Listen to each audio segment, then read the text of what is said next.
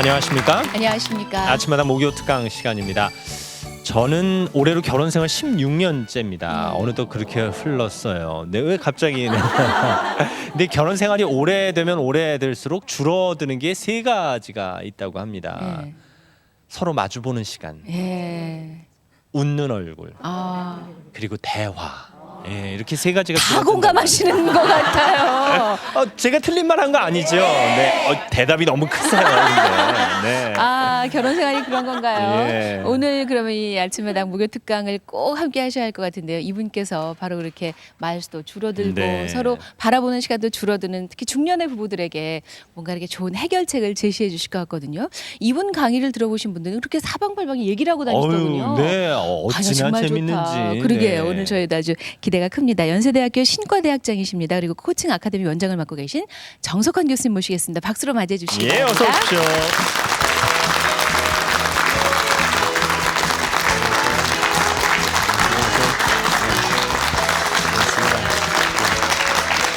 예, 어서 오십시오. 네, 아유, 오늘 반갑습니다. 교수님의 넥타이 빛깔이 아주 화사합니다. 네. 마치 교수님 사모님의 웃는 얼굴을 보는 것 같은 그런 이렇게 웃는다면 불쾌할 텐데. 네. 저희가 앞서도 잠깐 말씀을 드렸지만 결혼 생활이 오래되면 오래될수록 대화가 줄어든다도 심지어 뭐 말이 짧아진다 뭐 이런 얘기까지 있더군요. 네. 뭐 예전에는 밥 줘요 했는데 요즘 밥 줘! 뭐 이런다든가 리모컨은 어딨어 했는데 리모컨은 뭐 그야말로 어미들이 줄어든다고 하는 그래도 통계가 있다면서요. 16년 차시라 그래도 네. 짧게라도 말씀하시네요. 아, 턱으로 얘기하던데. 아, 이렇게 26년쯤 되면 네. 네, 말도 안 하고요. 말도 안 하고. 제 말이 좀 길군요. 아니 근데 저는 정말 결혼을 못한 사람으로 서로 사랑해서 결혼한 거고 네. 서로 행복하려고 결혼한 건데 생활이 그렇게 만드는 건가요? 그 세관과 여러 환경들이 시간이 지남에 따라 다 변하니까 이따 제가 말씀드리겠지만 이 관계도 살아있는 것이기 때문에 자꾸 변화가 되게 되죠. 아, 관계도 살아있다. 예. 그러면 관계를 되살릴 수도 있다는 말씀이신 거잖아요. 그렇죠. 노력을 해서 관계를 되살리는 것이 중요하다. 이게 오늘의 핵심일 것 같습니다. 아, 예. 네. 독자들은 살아있는 부부는 잘 싸우는 부부다 뭐 이런 얘기도 하더군요. 뭐 전혀 안 싸우는 부부보다 싸우는 부부가 낫다 이렇게 말씀하시는 분들도 계셔서요. 네. 이 부부 싸움을 어떤 관점에서 봐야 될까요? 잘 싸워야 되죠, 정말. 네, 어차피 싸울 거라면. 어차피 싸울 거라면 그 룰 안에서 싸우는 규칙이 있으면 참 좋을 것 같아요. 우리가 어떤 경기를 보더라도 뭐 영어를 써서 그렇습니다만 play by the rule 그러잖아요. 그 규칙에 따라 경기한다. 이 결혼 생활도 싸움을 피해갈 수는 없을 것 같습니다. 그러다가 피해가다가 나중에 크게 터지니까 이렇게 자주 싸우되 규칙에 따라 싸운다 하는 게 굉장히 네, 좋은 이 지혜인 지금 것 같습니다. 객석에 계신 어머님들의 속 반응을 보니까 규칙은 남편들이 먼저 어겨요. 뭐 이렇게 얘기하시는 것 같은데. 그러니까 서로 맞죠? 노력해야 된다는 네. 말씀이신 거죠. 예. 아주 오늘 공감 100% 하신 것 같은데요. 강의 내용도 좀 이렇게 공감 많이 하실 것 같습니다. 예, 기대해도 그럴 것 좋겠죠? 같습니다. 네. 예, 박수 청해 주시기 바랍니다.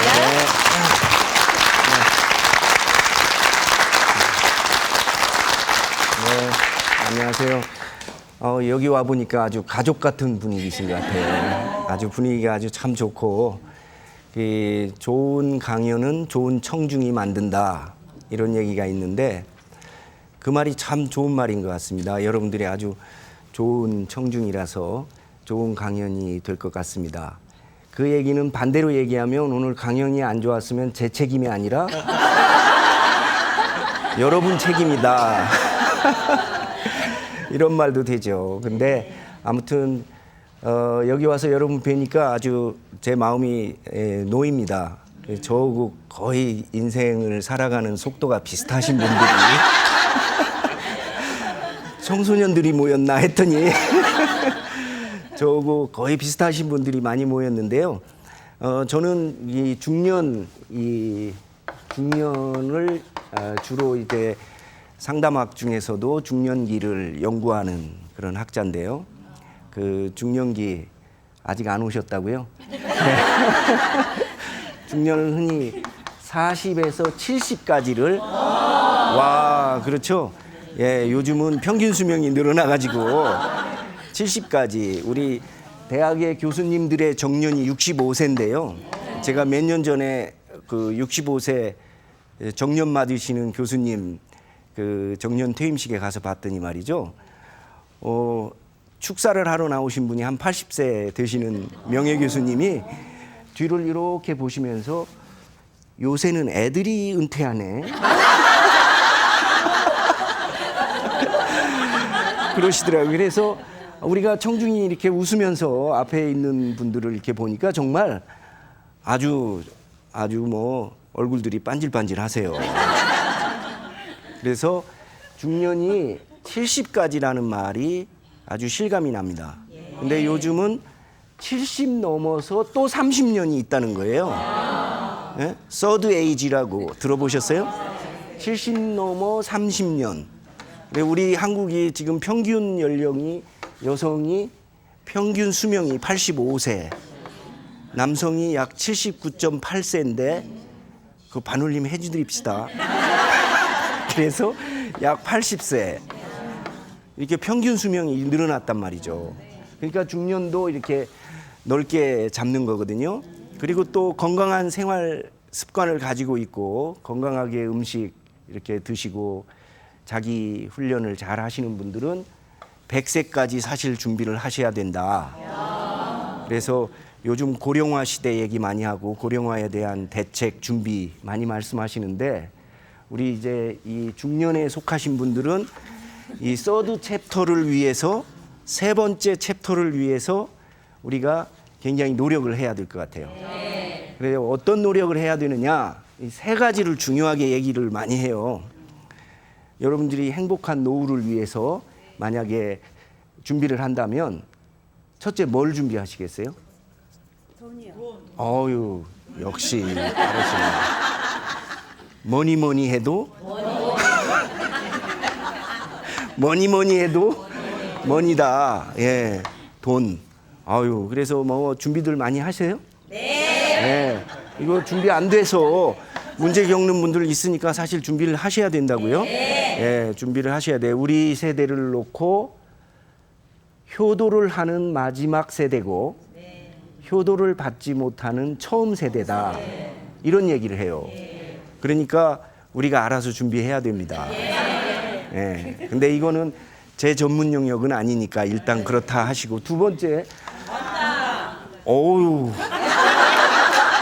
자리를 바꿔서 있으면 좋을 것 같아요. 아우, 뭐 그냥 어느 전문가들이 계신 것 같아. 자리를 좀 바꾸셔야 될 것 같은데, 돈 많고 건강 비실비실하면 그게 문제잖아요. 근데 어느 분이요 보험 7개 들어놓고 돌아가셨대요. 그 남자분이. 글쎄. 그리고 나서 보험 7개 들고 돌아가시고 나서 장례식 치르고 난 뒤에 그 부인이 하는 말이 멋진 놈.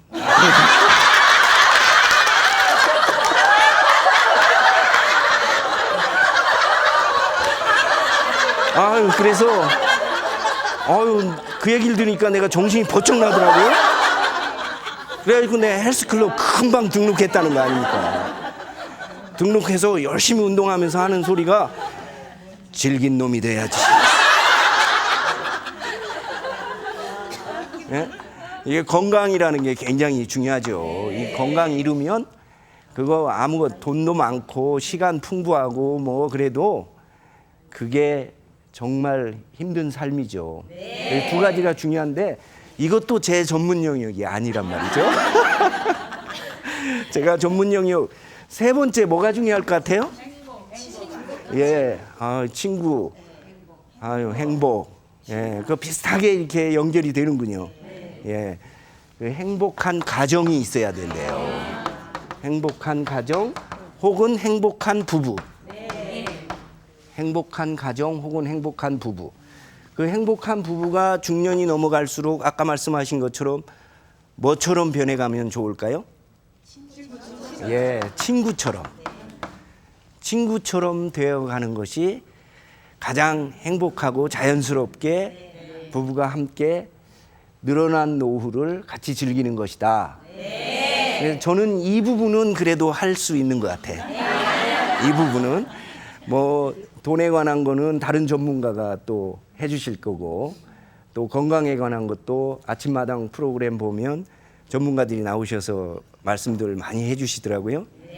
그런데 이제 세 번째, 행복한 가정, 행복한 부부. 여러분들은 어떻게 하세요? 행복하세요?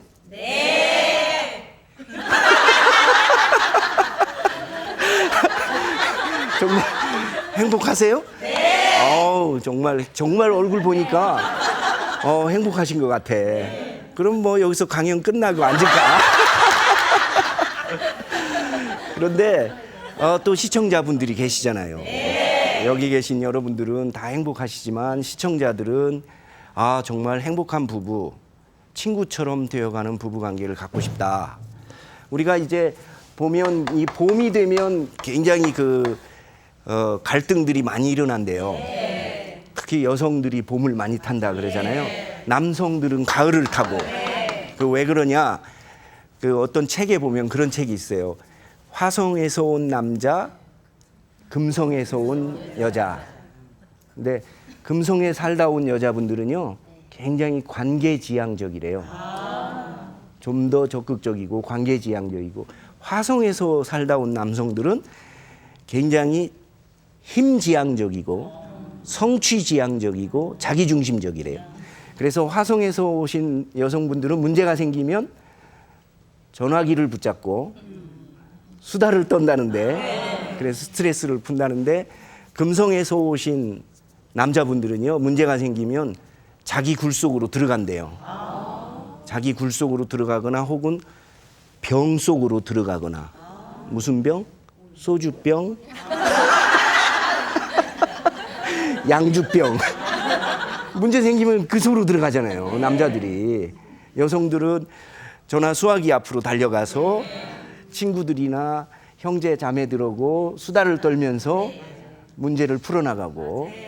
그러니까 이 봄이 활동하기 좋은 계절이잖아요. 그러니까 여성들은 적극적이고 그 남자들이 거기 따라주지 않고. 항상 보면 요즘 보면은 여성들이 더 아주 놀랍게 빨리 긍정적으로 적극적으로 이렇게 변화되는 것 같아요. 이 시대가 이렇게 여성들에게 우호적으로 변화되면서 여성들이 좀 더 적극적으로 변하고, 그러니까 세상이 변하는 속도를 100으로 본다면 여성들은 한 90 정도는 따라가시는 것 같아. 이렇게 놀랍게 따라가는데 남성들은 50도 안 돼. 사실은. 아직도 70년대 의식 구조를 가지신 분들이 굉장히 남성분들은 많아요.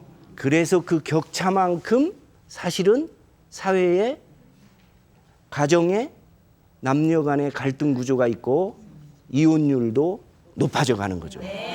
그래서 통계적으로 보면 계절적인 요인도 있다 그래요. 봄이 좀 더 이혼 신청이라든지 부부 갈등이 많이 이제 노출된다. 그래서 아마 5월에 가정의 달이 있는 것 같아. 5월 달 굉장히 제가 바빠요.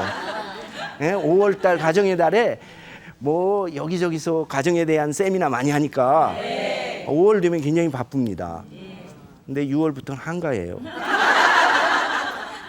넌 1년 12달이 가정의 달이었으면 좋겠어요. 왜냐하면 결국 우리들의 인간의 행복이라는 게 가화만사성이라는 말도 있듯이 가정이 행복해야 되니까. 가정이 행복하고 그 가정에서 가장 중요한 축을 이루고 있는 부부관계가 행복해야 이 가정이 행복해질 수 있는 거 아닙니까? 그래서 이 5월 달에 되게 이제 가정의 달을 맞아서 그 봄바람에 힘들어하는 가정들을 다시 세워주고 수리해주고, 혹은 더 건강은 건강할 때 지키라 그랬듯이 건강한 가정은 더 건강하게 이렇게 갖고 나갈 수 있도록 이제 많은 프로그램들이 있고 해요. 그래서 5월에 이제 행복한 가정과 행복하고 이 만족하는 그 만족도, 그 결혼 만족도에 대한 조사들을 많이 합니다. 여러 매체에서. 또 이제 여러 학자들이 이제 그런 조사를 많이 하죠. 그 중에 제가 아주 그 특이한 연구를 봤어요. 그 전화 설문조사로 결혼 만족도에 대한 설문조사를 해봤거든요. 그 전화 가지고 오래 물어보면 바쁘니까 다 끊잖아요. 그러니까 질문 딱 짧게 2가지를 하는데 여러분들도 한번 그 전화를 받았다 생각하시고 마음속으로만 답변해 보세요. 겉으로 답변했다고 혹시 남편분이 화면 잡히면 굉장히 또 실망하실지 모르니까. 첫째, 전화를 딱 했습니다. 그래서 선생님은 선생님의 지금의 결혼 생활에 만족하십니까? 갑자기 썰렁해지십니다. 첫째가 이제 만족하십니까? Yes or no. 예? 그 다음 2번째, 그래서 다시 태어나도. 그 질문 나올 줄 알았다. 이게 그런 태도인데. 다시 태어나도 지금의 배우자와 또 아유, 그렇게 큰 소리로 얘기하지 마시라 그랬는데 아니요 그러시네. 예? 지금의 배우자와 또 부부의 인연으로 살겠습니까? 그러니까 이 2가지 질문에 다 yes 그러면 결혼 만족도가 그야말로 최고죠. 최고로 높은 거고 둘 다 아니요 그러면 아주 맛이 간 거지. 맛이 간 거예요. 그 실제 법적으로 살고 있어도 그런 부부를 심리적 이혼이다. 그렇게 얘기해요. 사실 사실적으로는 법적으로는 같이 부부로 살아도 그 만족도가 아주 떨어지는 부부. 그래서 소 닭 보듯이 서로 대화도 안 하고 굳이 대화를 한다면 뒤통수 대화를 하죠. 필요한 말만 뒤통수에 대고 하거나 아니면 출퇴근할 때 현관 앞에 전실 있잖아요. 전실 대화를 주로 한대요. 그래서 요즘 아파트들 전실이 화려해지나? 거기서만 대화하고 끝나니까. 예? 그게 그런데 이 조사를 해보니까 전국 단위로 1000명을 대상으로 해봤거든요. 그랬더니 남성들이 이 2 질문에 다 yes 말한 남성들은 20%밖에 안 된다는 거예요. 아우, 좀 깜짝 놀랐어요. 정말 한국에 제가 외국 유학 생활도 하고 외국 생활도 해봤지만 미국에서 살면서 정말 주부습진이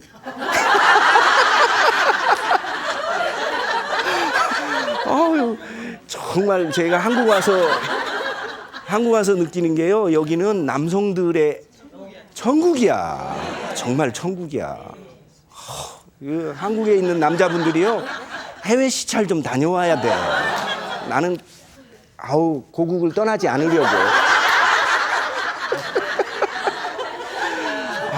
우리나라 너무 좋아.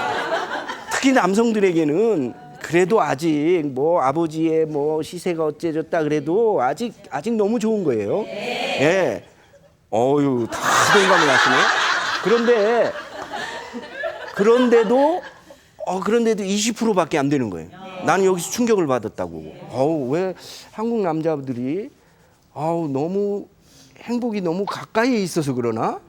이걸 왜 못 느끼지? 뭐 이런 생각을 좀 많이 해봤고요. 근데 그 옆에 통계를 보니까 여성들이 이 2개에 대해서 다 만족하고 또 지금의 배우자와 또 살겠습니다. 그렇게 답한 프로테이지가 얼마인 줄 아세요? 0.0%. 조금만 쓰세요, 아줌마. 예, 그 0%는 아니고 40%. 와, 굉장히 긍정적 사고를 갖고 계시는데 현실감은 좀 떨어지십니다. 3%래요. 3%라는 거를 우리 수학적으로 말하면 100명 중에 몇 명? 3명. 100명 중에 3명만이 이 2가지 질문에 다 yes. 뭐 그러겠습니다. 뭐 또 다시 살겠습니다. 그리고 나머지 97명은 뭐예요?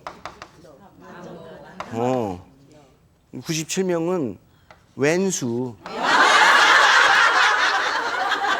왼수라는 단어 아세요? 예, 요즘 국어사전에 쓰였다고 그러죠? 원수 그러면 애니미, 적, 상대방 뭐 이런 뜻이고 거기에 작대기 하나를 더 그어서 왼수 그러면 10년 이상 산 부부를 일컫는 다른 말. 에이, 농담으로 하는 말씀인데 또 그렇게 진담으로 알아듣고 또 나가면서 또 국어사전 사보실라. 아니 하도 진지하게 말씀하시죠. 굉장히. 진짜 국어사전에 올랐나 그러고 있었어요. 아유, 국어사전에 그게 실렸나 그래서 10년 이상 산 부부를 일컫는 다른 말이 왼수라는 거예요. 그럼 40년 이상 산 부부를 일컫는 다른 말은 평생 왼수. 평생 왼수. 뭐 그런 얘기들을 많이 합니다. 그런데 우리가 사실 여러분 그런 거 있잖아요. 옛날 우리 그 뭐 옛날 흘러간 노래에도 기왕에 만났으니 예, 잘 살아 보려구려. 이제 기왕에 만났는데 또 저는 인생 철학이 그렇습니다. 피할 수 없으면 즐겨라. 그렇잖아요. 우리가 때때로 이 피할 수 없는 잔을 우리가 마실 때가 있다고. 그렇잖아요. 우리가 이거 비껴가고 싶지만 어떻게 그렇게 미꾸라지처럼만 살 수 있나요? 어떤 때는 딱 은나무 다리에서 딱 걸렸어.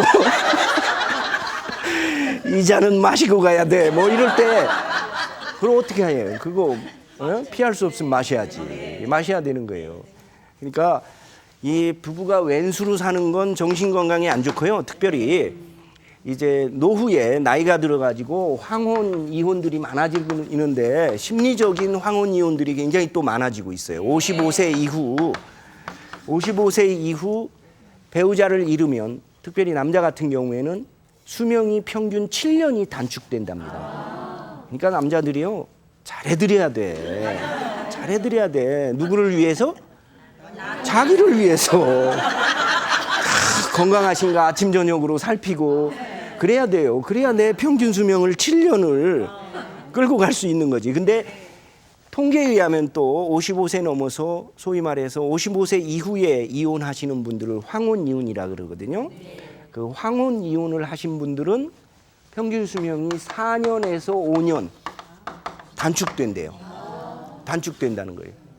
그러니까 사실은 이건 굉장히 심각한 문제고, 그리고 이런 것들을 위해서가 아니래도 우리가 좀 결혼 생활을 노후를 위해서도 그렇고 지금 현재 생활의 기쁨을 위해서도 그렇고 다시 한번 뒤돌아보고 노력해야 될 필요가 있을 것 같아요. 아유, 말씀들 굉장히 잘하셔. 그렇게 노력을 열심히 하시겠습니까? 네, 하시는데 우리가 노력을 하는데도 노하우가 좀 필요한 것 같습니다. 그렇죠? 노하우가 좀 필요해요. 뭐 그냥 무덕대고 하는 공부보다 누구 공부 잘하는 학생들은 왜 잘하는가 해서 관찰하고 벤치마킹하고 그래서 이렇게 그걸 흉내내다가 자기 것이 되는 거 아니겠어요? 자, 이 결혼 생활도 마찬가지인 것 같아요. 결혼 생활이 누구나 다 아까 말씀드렸듯이 사실 처음부터 왼수를 만나는 건 아니거든. 처음에는 콩깍지 딱 껴갖고 아우 어디서 밴드 타고 아우 뭐 나는 나무꾼 당신은 선녀 그랬던 그들이 이제 세월이 가면서 변화된단 말이에요. 그 결혼 관계도 아까 제가 말씀드렸처럼 모든 살아있는 관계는 변화를 합니다. 우리들의 육체가 변하고 환경이 변하고 사회가 변하듯이 살아있는 관계도 상호적이고 변화하게 돼 있어요. 이 변화의 단계를 지켜보니까 이 결혼 생활의 단계들이요 이렇게 변한대요. 처음에는 매혹적인 끌림의 단계, 매혹적으로 이제 무의식적으로 이때는 말이죠. 이 무의식적 단계인데 이렇게 끌리는 거예요. 뭐 내 마음 나도 모르게 끌리는 걸 어떻게 해? 특별히 이렇게 끌리는 경우에 보면 그 상대방이 나와 같지 않다는 점이 끌리는 거야. 우선 나와 성이 같지 않은 여성, 남성, 이성에 끌리고 내가 굉장히 외향적이면 아주 차분하고 굉장히 안정적일 것 같은 사람한테 끌리고 그래서 저 사람인가 보다. 저 사람을 만나야 내 인생이 불안했던 나의 잃어버린 반쪽을 찾게 되나 보다 해서 이제 매혹적으로 끌리게 된단 말이에요. 이렇게 탁 끌려요. 자석처럼 그래서 콩깍지가 탁 껴가지고 그때는 아무것도 안 보여. 그냥 옆에서 뭐라고 해도 뜨거운 물을 부어도 안 되고 찬물을 부어도 안 되고 이게 매혹적인 단계. 근데 이 단계만 있으면 얼마나 좋겠어요. 근데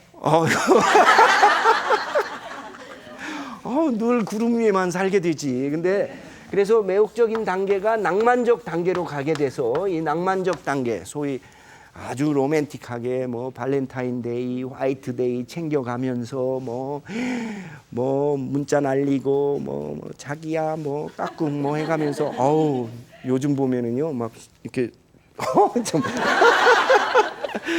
근데 다 그러고들 연애해요. 결혼하기 전에 이런 단계가 있단 말이죠. 기억이 나세요? 네. 기억이 나죠? 근데 이 결혼 관계를 연구하는 학자들이 보니까 이런 관계로 계속되는 것이 그렇게 오래 안 간대요. 유명한 그 코넬 대학의 의과대학에서 실험을 해봤어요. 18에서 36개월 정도의 수명이래요, 이게. 그러니까 1년 반에서 길어야 3년. 예? 3년. 그래서 실험을 어떻게 해봤냐면 3년 지난 부부와 3년 이전 부부들에게 백상씩 모셔다 놓고 이 손에 체액 그 측정기, 가슴에 심장 박동기.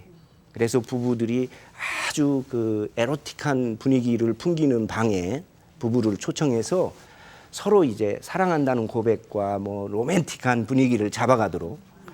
그래서 다 이제 그렇게 고백하고 그러는 거예요. 그리고 이제 체액이나 심장 박동을 측정하는 거죠. 근데 3년 이전 부부들은 실제로 사랑한다 말하고 그런 분위기 속에서 체액도 나오고 심장 박동도 이렇게 된다는 거죠. 근데 3년이 넘는 부부들은 사랑한다 뭐 눈빛으로 시키는 대로 다 해도 체액도 그대로고 심장 박동도 그대로 그렇다는 거예요. 3년이 넘은 부부들은. 그러니까 이제 몸이 다 알아버렸다 이거지. 그래서 유명한 그 육체적 사랑의 기한이 3년이다. 맥시멈 3년이다. 그거예요. 그러면 너무 짧다. 그래 너무 짧아요. 그러니까 어떻게 해야 되겠으면 3년에 한 번씩 바꿔요? 사실 우리 인류가 그런 거 실험 다 해봤어요. 폴리가미니 뭐 다중결혼 여러 실험을 해봤지만 그게 다 제도적으로 안 맞으니까 결국 남은 게 일부 일처제예요. 대신 3년에 한 번씩 차를 바꿔라 해서 신차 모델이 나오죠. 신차 모형이 대개 3년에 한 번씩 나오는데 차 여러분 바꾸셨죠? 제가 아는 어떤 부부는요 55세 넘으신 분이 이제 새 아파트로 이사 가서 새 아파트 이사 가면 가구도 바꾸고 뭐 다 바꾸잖아요. 네. 아파트에 맞게 네. 다 바꿔놓고 내외지간에 둘이 앉아갖고 조금만 바꾸면 되는데 아유 그랬다는 얘기도 아주 솔직하게 얘기하더라고요. 근데 이게 이제 이런 단계를 지나서 세 번째 단계가 소위 갈등의 단계가 오죠. 그래서 갈등하는 거예요. 파워 스트러글을 하고 요때 이제 아니 서로 달라서 끌렸던 부부가 말이죠. 이제 그것 때문에 싸우는 거야. 너는 왜 이렇게 다르냐 나랑. 당신은 왜 이렇게 생활 습관이 나랑 다르냐 도대체. 그러면서 끊임없이 그냥 여기서 갈등들이 일어나는 거예요. 주로 이제 그 문제의 근원은 남편이라 생각하시고 또 이제 여성들이 많은 얘기들을 하죠. 남자들이요 평균 그 귀가하는 시간이 밤 10시간 넘는다는데 남성 심리학자들이 한번 인터뷰를 해봤대요. 왜 남성들이 직장 6, 7시에 퇴근을 하고 서너 시간 어디가 있을까? 어디가 있어요? 동굴 속에 들어가 있다고지. 그렇게 이렇게 하신단 말이에요. 이렇게 해서 그냥 집에 가갖고는 마취약 먹은 그 왜 개구리들 쭉 뻗는 것처럼 그냥 쫙 뻗고 아침에 얼른 나가고 뭐 왜 이런 남자들이 많을까? 그래서 뭐 대한민국의 술 소비량이 이렇게 많아질까? 이렇게 보니까 죄송합니다, 여러분들. 그분들 인터뷰해 보니까요 집안에 달달 부인, 돈돈 부인, 비교 부인이 계시대요. 어디에 속하세요? 설명을 해드려야 되나요? 달달 부인, 돈돈 부인, 비교 부인. 스트레서들이 이렇게 자기를 막 옥죄니까 무의식 중에 집으로 바로 가지 않고 핑계를 만들어서 자꾸 이제 다른 데서 시간을 보내다가 이제 밤에 가는 거죠. 이게 이제 갈등 이 시기에 이런 일들이 일어나는 거죠. 그러면 네 번째 이게 이제 해결 국면으로 가야 되는데 이 해결에 여러 패턴이 있어요. 해결에 다시 말해서 그냥 부정하는 갈등을 부정하는 갈등 부정형 해결이 있고 우리 부부는 문제 없어. 그거 다 다른 사람들 얘기고 우리는 문제 없어. 이렇게 말하는 해결의 방식이 있는데요. 이게 굉장히 위험합니다. 왜냐하면 속 안에는 잔뜩 갈등이 있으면서 아까 우리 도입부에서 차라리 싸우시는 게 낫다. 룰을 정해놓고 싸워라. 거기에 타임아웃도 좀 두고 너무 상대방이 열받았을 경우에는 타임아웃을 해야 돼요. 한쪽에서. 그거 막 같이 이렇게 올라가가지고요. 비등점을 넘어서 어떻게 될지 몰라요. 그러니까 타임아웃도 하고 룰을 만들어 놓고 그리고 상대방의 아픈데 컴플렉스, 열등 감정, 뭐 시가 쪽, 친정 쪽 안 건들기. 그 룰을 정해놔야 돼요. 우리가 암만 화가 나도 그런 건 건들지 말자. 그리고 그거는 원자폭탄이니까 우리 서로 쓰지 말자. 뭐 이런 룰들을 뭐 한두 번 싸운 것도 아닌데 살다 보면 이게 정리되는 그 가정 형편, 부부 형편에 맞는 룰들이 나올 거 아니겠어요. 그 룰들을 정해놓고 그 룰 안에서 싸우셔야 된다고. 그런데 이런 걸 안 싸우면 부부 갈등이 억압된다 그러거든요. 억압되면 문제는 자 보세요. 그게 그 억압되면 없어지는 게 아니에요. 에너지는 질량 불변의 법칙이야. 그 에너지가 억압된다고 그래서 사라지는 게 아니라 자, 이 가족 구조가 보면 이런 이 가족이 이렇게 파이프라인으로 연결이 돼 있거든요.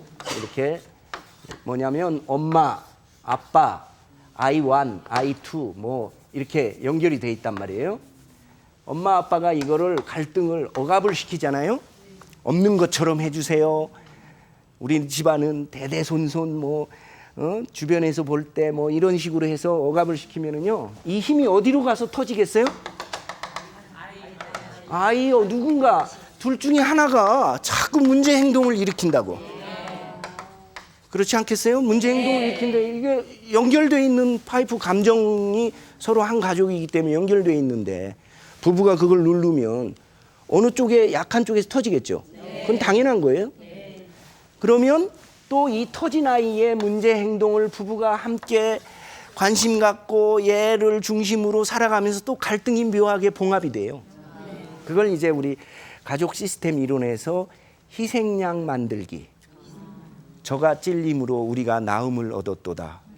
뭐 이런 거지. 그래서 애를 희생양으로 만들고 그 희생양 만들어 놓는 구조 속에서 부부가 묘하게 그 갈등을 봉합해가는 그게 가장 건강하지 않은 구조라 그래요. 역기능 가정 그 시스템이. 그래서 요 아이만 자꾸 뭐 문제하다 무슨 인터넷 중독이다 무슨 중독이다 해갖고 자꾸 얘만 치료하려고 그런다고. 공장이 지금 제 기능이 안 되는 거예요. 공장이. 그래서 얘를 치료해서 갖다 놓으면 그 다음에는 어디가 터지냐? 얘가 터져.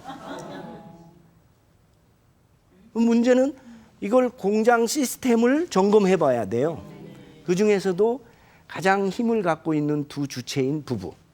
이 부부 갈등을 지나치게 억압시키면 시스템적으로 이런 결과가 나타난다. 그러니까 그건 건강하지 않은 거죠. 그 다음은 두 번째. 그러면 그러니까 이혼을 늘어나는 거 아니냐. 근데 이게 참 치러야 될 대가가 너무 많아요. 그렇잖아요.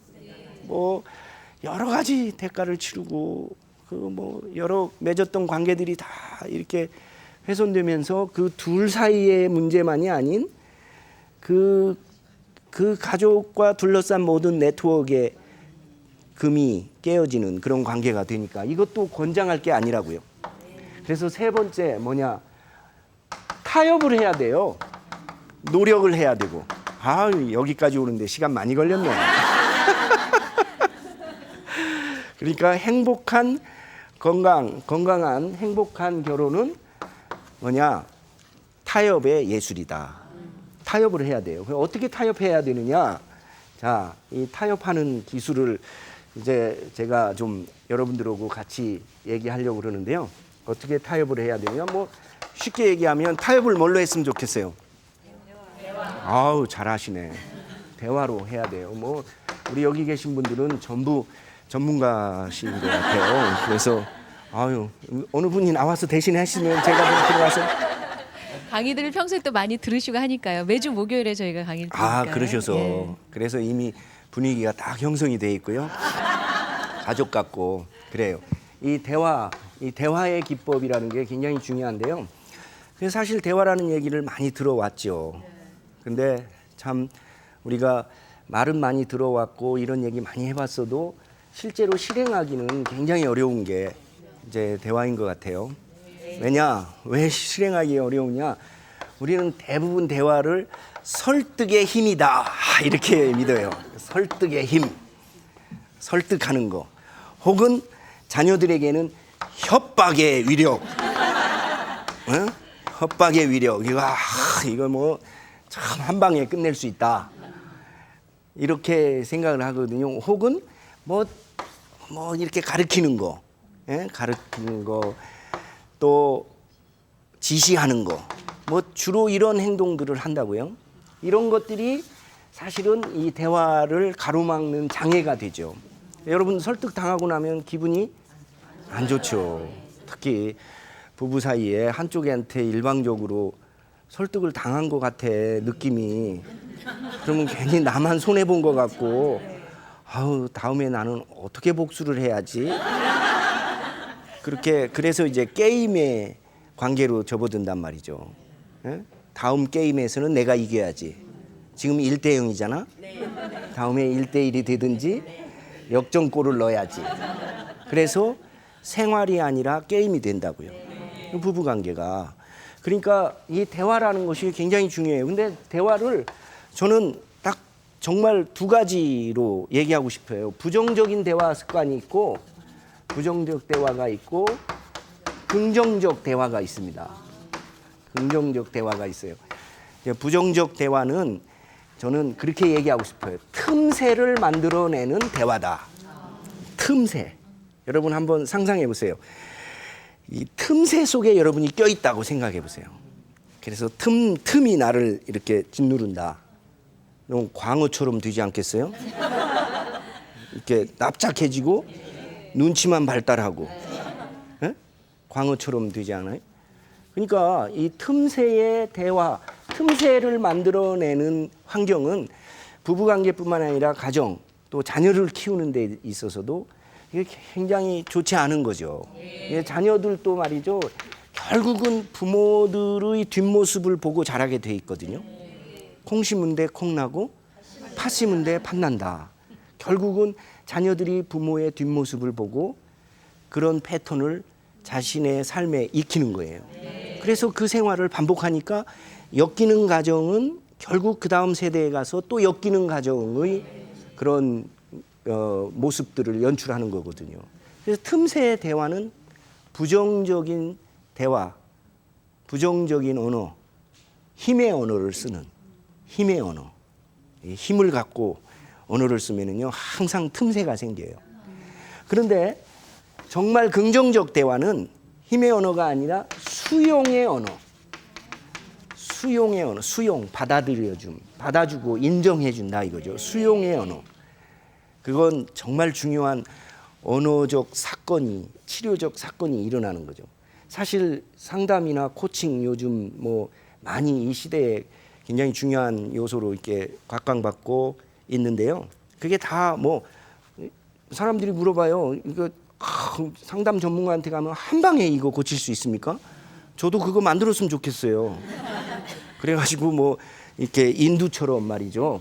무슨 문제가 있다 그러면 500볼트로 5분간 이렇게 대주고 있으면 부부 문제가 해결되고, 뭐 도박 중독이 있다 그러면 700볼트로 15분간을 손을 집중으로 해갖고 이렇게 선생님 그것보다 좀 알약으로 해주시는 게 낫지 알약. 않을까요? 그런 거 있었으면 참 좋겠어요. 그래가지고 특허 내면 대한민국에 세계 1대 기업들 많은데 이것도 뭐 아주 세계 인류가 되지 않겠어요? 근데 그거 아니라고요. 그거 아니고 그 언어를 바꿔야 된다 이거죠. 언어를 바꾼다는 게 참 중요한 거예요. 언어는 존재의 집이다. 뭐 이런 얘기를 하잖아요. 우리가 어떤 언어를 쓰느냐에 따라서 그 언어 속에 내가 그 속에서 사는 거야. 부정적 언어를 자꾸 쓰면 우리가 부정적인 틈새에 자꾸 모습을 만들어 놓고 긍정의 언어, 수용의 언어를 쓰면 공간을 만든다 이거예요. 공간. 사람이 숨 쉴 수 있는 공간. 예? 춤출 수 있는 공간. 예? 여러분 사실 인생이라는 게 어찌 보면 춤판과 같잖아요. 그래서 다 사람들마다 자기 춤을 춰요. 근데 어떤 사람들은 보면 엉거주 춤을 춰. 이게 눈치 보는 춤이거든. 이거 엉거주 자기 춤이 아니지. 또 어떤 사람은 막 춤을 춰요. 피곤하지 정말. 막 춤을 춰요. 그런데 자기 춤을 이쁘게 추는 사람들이 있어. 그렇죠? 여러분 어떤 춤을 추세요? 예쁜 춤. 예, 예쁜 춤. 그리고 여러분 자녀들이 앞으로 자라서 앞으로 세상에서 살면서 어떤 춤을 추는 걸 바라시겠어요? 우리 다 어머니. 예쁜 춤, 자기 춤. 그러려면 틈새에서 그런 춤이 나올까요? 여기서는 아마 뭐 진짜 춤출 공간이 안 나올 것 같잖아. 그야말로 엉거주 춤이거나 관광버스 춤. 그리고 공간은 자기 춤을 출 것 같잖아요. 자기가 돼서 자기 춤을 추는 거. 그거 정말 근데 그게 뭐 무엇에 의해서 결정되겠는가? 그게 이제 수용의 언어를 쓰는 거거든요. 그러니까 이 부정적 대화와 부정적인 스트로크를 주고받으면 항상 자신감이 없고 자신감이 떨어지고 방어적이 되고 그러니까 공격은 최선의 수비다 해서 먼저 총을 뺀다고. 이런 환경이 베풀어지면은요, 뭐 자녀들이나 남편이나 배우자나 할 것 없이 어떤 조직에서도 마찬가지죠. 항상 먼저 치고 나가야 돼. 그래야 상대방이 나를 공격하지 않을 거니까 먼저 공격하는 거죠. 그래서 공격적이 되죠. 그래서 자꾸 비난 게임을 하게 되는 거예요. 비난하게 되고 네 탓이고 뭐 남의 탓이고 당신은 왜 그러냐. 왜냐하면 먼저 그렇게 선제 공격을 해야 싸움에서 항상 우세할 거 아니겠어요. 기선을 제압하고 가야. 이게 이제 부정적 대화의 그 특징인데 저는 이 긍정적 대화로 가자 이거죠. 수용. 그래서 긍정적 대화를 쓰려면 몇 가지 이제 원칙들을 좀 한번 짚어보는데 첫째는 제가 뭐냐면 이게 환상을 버리고 결혼의 환상을 버리고 그 현실감 있는 대화를 쓰자 이거죠. 자기도 못 지키는 얘기를 상대방한테 주장하면 어떡하겠어요. 대부분 보면 나는 이렇지만 너는 잘해라. 그러니까 요즘 나온 말이 있잖아요. 댁이나 잘하세요. 네. 댁이나 잘하세요 그러잖아요. 대개 보면 이렇게 네 탓이고 너만 잘하면 우리 결혼은 행복해질 수 있어. 우리 집안 너만 잘하면 우리 집안 다 나아질 수 있어. 이렇게 서로 비현실적 환상적 기대를 갖고 얘기하면 그게 부정적 대화를 만드는 첫 번째 원인이 되죠. 그러니까 이걸 환상에서 현실감 있게 이렇게 변화시키자. 그리고 그러려면 내가부터 주도적이 돼야 돼요. 내가부터 변하자.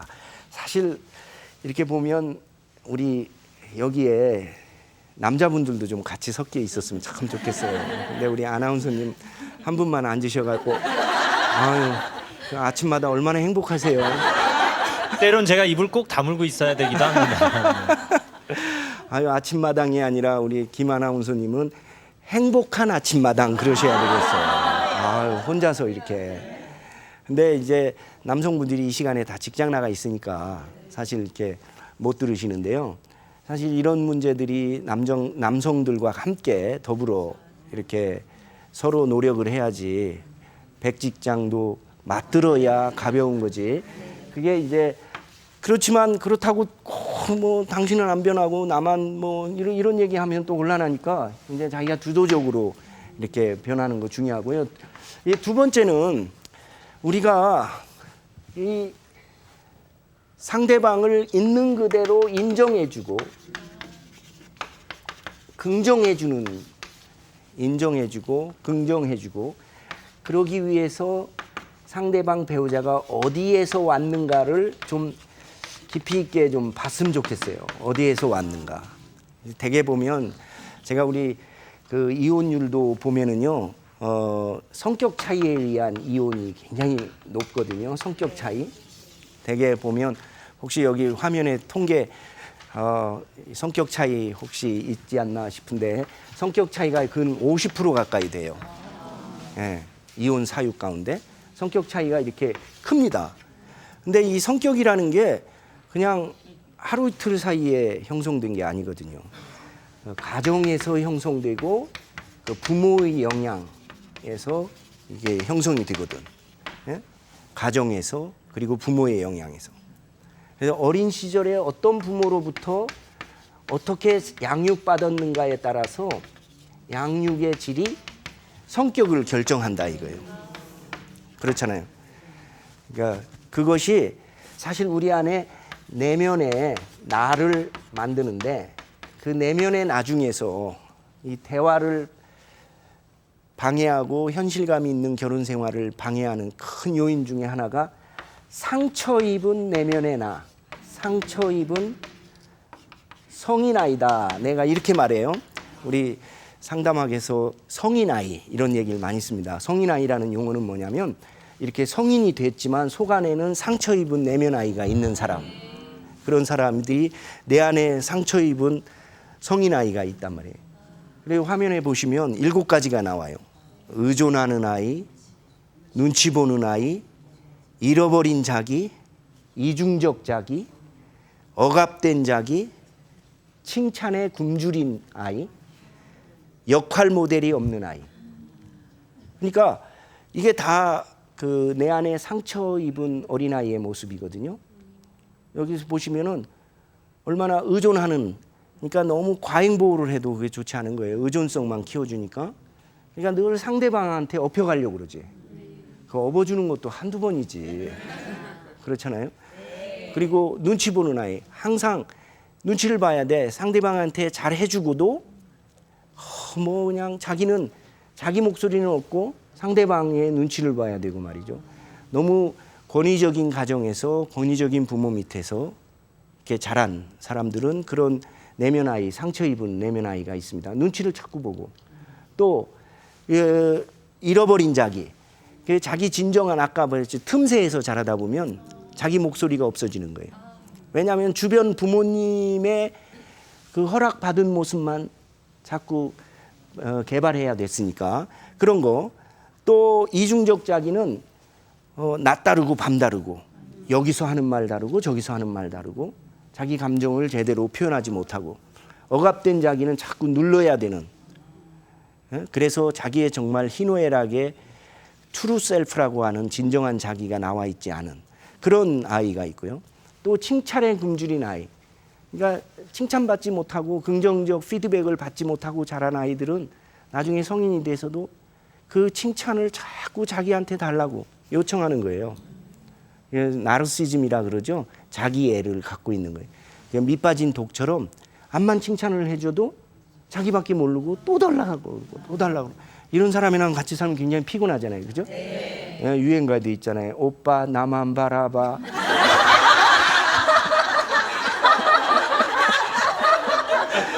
그래서 항상 조명이 자기에게만 와야 된다 이거예요. 항상 자기는 박수 받아야 되고. 우리가 이렇게 여러분 참 제가 오늘 뵈니까 여러분들 건강하신 거예요. 왜냐하면 이렇게 관중 역할을 잘 해주시는 분들이 나중에 자기 역할을 하면서 마이크를 잡아도 자기 역할을 잘 소화하는 거거든요. 근데 맨날 마이크만 잡고 무대의 중앙에만 서려고 하는 사람들은 관객의 역할은 안 하려고 하거든. 그런 사람들은 이제 우리 대학에서는 젊은이들이 잡벅이라 부르더라고요. 잡벅들은요, 아유, 밑 빠진 독이에요. 칭찬해주고 어쩌고 해도 아직 스틸 배고파? 늘 배고프다야. 그냥 늘 거기다가 더 집어넣어야 돼. 그리고 다른 사람의 감정을 다 자기를 위해서 끌어들이려고만 하거든요. 다른 사람에 대한 배려, 전체를 이렇게 살피는 눈, 이런 것들이 없다고 생각했어요. 만약 부모가 그렇다고 생각해 보세요. 그러면 여러분들 배우자가 그러면 애를 몇 명 데리고 사는 거야. 참 그게 어린 시절의 상처에서 오는 거고, 또 역할 모델이 없는 아이. 역할 모델, 이게 부모가 정상적으로 부모의 역할을 하고 아버지의 역할, 어머니의 역할, 특별히 아버지의 역할을 이렇게 든든하게 봐야 그 역할 모델에 대한 롤 모델을 내면화시키는 거거든요. 근데 아버지들이요, 초등학교 1, 2학년 애들한테 설문조사를 해보니까 집에서 아빠란 하고 단어 문장 읽기, 아빠란 뭐냐 그랬더니요, 제일 많이 나오는 게 아빠란 고함 치는 사람, 둘째 아빠란 술 마시는 사람, 셋째 아빠란 신문 보는 사람 혹은 TV 보는 사람, 나하고 리모트 컨트롤 갖고 싸우는 사람, 네 번째 아빠란 잠자는, 아우 잘하시네, 많이 주무시나 봐. 그렇게 역할 모델을 보지 못하고 자라면 나중에 가장이 돼서도 자기가 어떤 역할을 해야 할지를 모르는 거예요. 그래서 결혼 후에 자녀 출산 이후에 갈등을 빚는 부부가 많아집니다. 역할 모델을 보지 못했기 때문에 그 모델을 찾기까지는 굉장히 힘들어하는 거예요. 가정에서 그런 역할을 보고. 그러니까 우리 보시면 이 있는 그대로를 받아들이고 그 내면 아이가 있다라는 것들을 좀 깊이 있게 대화를 하셔야 되거든요. 근데 우리 한국 사람들은 대화를 하는 게 보면 되게 남의 얘기를 많이 한대요. 대화를 해도 남의 얘기를 많이 하고, 그 통계가 있어요. 자기 얘기, 부부 얘기들은 0.4%를 한대. 남의 얘기를 60% 하고. 근데 미국 사람들은 인사를 부부간에도 만나면 뭐 How do you feel? 이렇게 얘기해요. 제 발음이 괜찮았나요? 예, 뭐 어떻게 느끼냐, 오늘 어땠냐, 기분이 어떠냐, 당신 지금 기분이 어떠냐, 이렇게 물어보는데요. 우리는 사실 그렇게 물어보면 어색해. 무슨 일 없었어? 예? 사건을 물어봐야 돼. 오늘 무슨 일 없었어? 그러면 그게 사건이 남의 얘기로 가게 돼서 대화는 많이 하는데, 우리 부부는 대화 많이 하는데 결국 남의 얘기하다 끝났다, 이게. 우리 아내 얘기는 안 하고. 그러니까 이런 대화를 정말 깊이 있게 하면서 이 성격 차이 문제들을 좀 서로 극복해 갈 수 있도록 그렇게 노력을 해야 되고요. 그리고 이런 상처가 있는 사람들은 쉽게 해결이 안 된다 그러면 그거를 그냥 해결 안 된다 해서 포기하고 지나가는 말고 전문가에게 맡기셔야 돼. 여러분들 주변에 보면 요즘은 그런 전문기관이 많고, 국가에서 하는 건강가족지원센터라는 것도 구마다 다 있습니다. 그리고 상담, 코칭 뭐 이런 전문기관들이 있기 때문에 성급하게 결론을 내려고 하지 말고 그런 전문기관들과 의논하고 그렇게 의논해 나갈 수 있도록 지혜롭게 이끌고 가는 게 중요하죠. 그런 노력을 해야 되는 거예요. 그런 노력을 하면서 세 번째, 긍정적 언어로 바꾸는데, 긍정적 언어에 가장 좋은 게 칭찬해 주십시다, 이거죠. 좀 칭찬은 고래도 춤추게 한다 그러잖아요. 고래 같은 사람도 춤추는 거예요. 칭찬을 자꾸 해주면. 이 책을 저도 재미있게 읽어봤어요. 그랬더니 이 칭찬의 원칙이 있더라고요. 칭찬의 원칙이 뭐냐면 그때그때 칭찬하래요. 모았다 크리스마스 때 하지 말고. 네? 그때그때 칭찬하라는 거예요. 그리고 결과보다 과정을 칭찬하래요. 네가 성적 잘 맞아오면 그때 내가 그 성적 놓고 칭찬해 줄게가 아니라, 야, 지금 앉아있는 뒷모습이 너무 이쁘다. 이 자녀들에게도, 이 남편에게도 그 과정을 즐길 수 있도록 이 과정에 대해서 칭찬하라는 거죠. 그러면 그때 하고 과정을 칭찬하고 그리고 실수한 것을 너그럽게 보아넘기라 이거죠. 실수할 수 있으니까 너 실수한 거 또 꼬집어 갖고 몇 월 며칠 심지어는 3년 전 것까지 기록해놓는 3년 전 그때 그 모습과 뭐 이렇게 다른 거 그렇게 잘 잊어먹으시면서 어떻게 그런 것까지 다 기억을 하시는지 그런 건 좀 잊어버리셔야 되거든요. 그래서 이 긍정적 칭찬을 해야 되는데 그래서 사람들이 그래요. 뭐 제가 이런 얘기를 하면 아이고 교수님 우리 그 양반이랑 일주일만 같이 있어 보세요. 참 현실 모르는 얘기 하시네. 그런 얘기들 많이 하시거든요. 너무 아이디어란 얘기만 하신다. 그런데 제가 이 칭찬에 관해서요 할 얘기가 많지만 우선 제 경험담을 보면은요. 제가 미국에서 우리 아이를 키울 때 둘째 아이가 바이올린을 했어요. 뭐 어떤 바이올린 그 교습소에 가서 이렇게 보니까 그 선생님이 아이들을 이렇게 10명을 이제 집단으로 지도를 하는데요. 이게 나와서 이렇게 지난주에 공부한 걸 이제 연주를 하는 거예요. 학부모들은 뒤에 관객으로 있어야 된대. 우리 한국은 봉고차가 왔다 갔다 하는데 관객이 없는 음악가가 어딨니? 얘네들이 무슨 음악가인가 싶은데 하여튼 그래 뒤에 앉아서 막 박수도 치고 막 격려도 해주고 그래야 돼요. 막 열화와 같이 이렇게 신호를 해요. 근데 이제 한 녀석이 나와서 이렇게 막 연주를 하면 선생님이 칭찬을 해요. 네 활놀림이 너무 좋아졌다. 이제 진짜 아주 그 선생님이요 너무 칭찬을 잘하더라고. 또 그 다음 녀석이 하면 너는 지난주에 곡을 끝까지 못 외웠는데 끝까지 다 외웠다. 야, 어떻게 이렇게 칭찬을 잘하는지 제가 속으로 참 감탄을 했어요. 저 선생님은 성격이 참 우아하다. 우아하다는 말이 우리 학생들 얘기에 의하면 우라지게 아부한다의 그 준말이거든.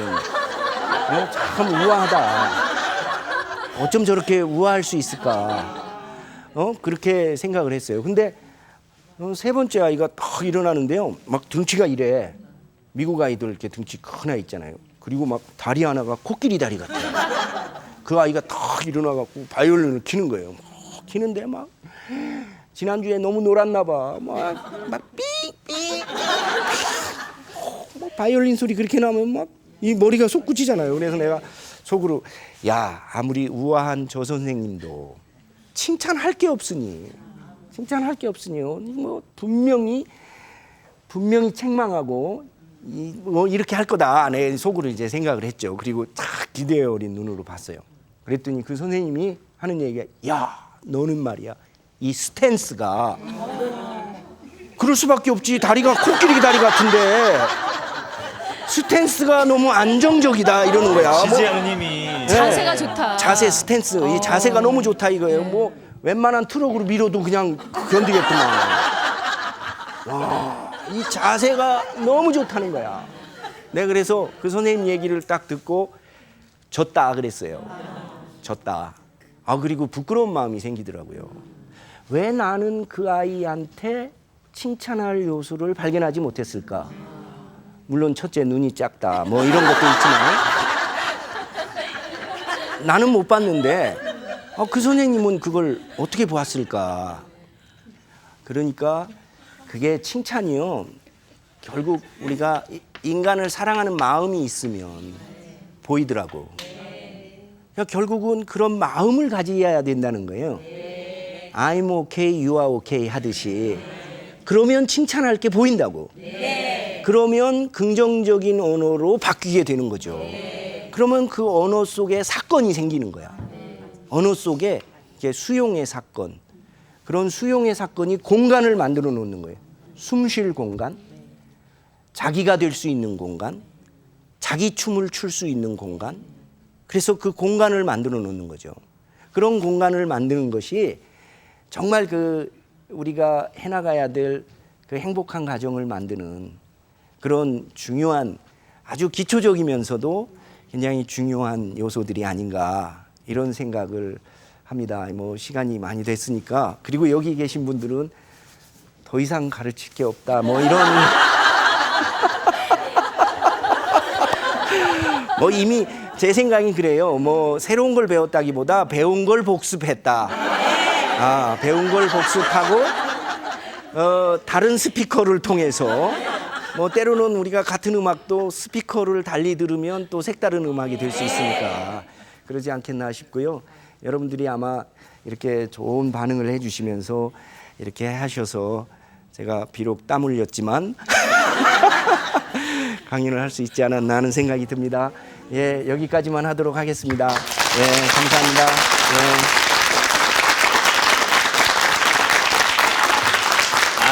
감사합니다. 고맙습니다. 사실 생각해 보면 얼마나 힘든 일입니까? 화성에서 온 사람들 또 금성에서 온 사람이 같이 산다는 것. 근데 화성에서 남자가 왔죠, 여자가 왔죠? 화성. 이거 들을 때마다 헷갈려서요. 하여튼 뭐 여자가 왔든 남자가 왔든 네. 네. 이게 참 다르다는 걸 인정하고 들어가면 마음이 좀 편해지는데 말이죠. 네. 그게 쉽지를 않은 것 같아요. 네. 네. 저는 아까 그 네. 우리는 다 어른이지만 그 내 안에 상처 입은 아이가 있다. 그래서 저는 이렇게 하나하나 제 주변 사람들도 좀 대입을 해보고 저는 어떤 상처가 있을까 그런 생각도 해봤는데 그걸 보살펴주는 것도 참 중요할 것 같아요. 저 사람이 왜 그러나. 네, 그렇죠. 그렇죠. 예, 네. 배우자에게도 분명히 그런 면이 있을 거 아니에요. 네, 그런 면이 있는데 우리가 그런 건 안 보고 넘어가려고 하고 예, 자기의 안에 있는 상처만 자꾸 위로받으려고 하는 습성들이 있죠. 예, 그러니까 더 깊이 있는 대화를 할 수 있는 장을 마련하는 것도 소중한 것 같아요. 예. 왜냐하면 일상적인 생활에서 오늘 이제 가셔서 갑자기 당신 내면의 아이가 뭐야 이제 이러면 어유 약 먹었나 이렇게 생각하신다고요. 그러니까 그 요즘 주말에 이렇게 메리지 인카운터 이렇게 결혼 갱신 운동 또 뭐 아버지 학교 어머니 교실, 부부 교실 뭐 이런 것들이 참 많습니다. 주변에 보면 우리나라가 이제 이혼율이 워낙 높아져 가니까 이런 교육들을 위한 장을 조금만 관심을 열고 살펴보시면 우리가 감기 걸렸는데 그냥 있으시겠어요? 네. 병원 가시잖아요. 그러니까 자녀를 위한 노력의 절반만이라도 배우자를 위해 사용한다면 그게 결국 부부 또 관계가- 자녀를 위한 네, 것이기도 그렇죠. 하니까요. 연세대학교 신과대학장이시고 코칭 아카데미 원장이신 정석환 교수님께 뜨거운 박수 보내주시면 네, 고맙겠습니다. 감사합니다. 고맙습니다. 네. 선물 소개해드리겠습니다. 구정마루에서 백화점 상품권 준비해 주셨습니다. 금성출판사 푸르넷 고무방에서도 백화점 상품권 마련해 주셨습니다. 함께해 주셔서 감사합니다. 내일 다시 오겠습니다. 고맙습니다.